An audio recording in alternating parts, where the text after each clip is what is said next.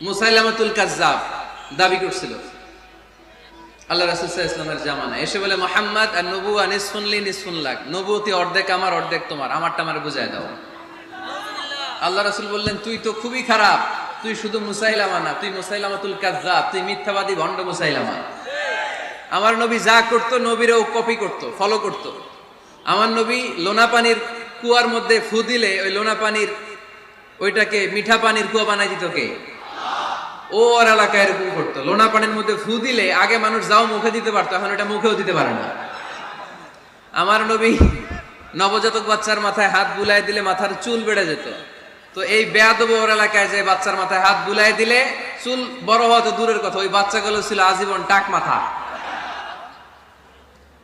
আবার আমার নবী ফু দিলে গাছের ফলন বেড়ে যেত, ও ফু দিলে গাছ মইরা শেষ। মির্জা গোলাম আহমদ কাদিয়ানি নাম শুনছেন? এই বেয়াদবটাও দাবি করছিল নবুয়তির।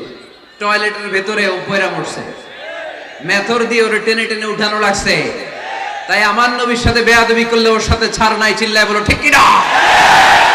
শেষ নবী, ওনার পরে নবী নাই, ওনার পরে নবুয়তির দাবি করলে ওর খবর আছে, চিল্লায় বলেন ঠিক কি না? এজন্য আল্লাহ বললেন তিনি হলেন খাতামুন নবিয়্যিন, ওনার পরে আর কোন নবী নাই। আমার নবী বলছেন লা নাবিয়্যা বা'দি ওয়ালা রাসূলা, আমার পরে কোন নবী নাই, আমার পরে কোন রাসূল নাই। তবে লাউ কানা বা'দি নাবিয়্যুন লাকানা উমর, আমার পরে নবী হওয়ার যোগ্যতা যদি কারো থাকে আমার ওমরের ওই যোগ্যতা আছে।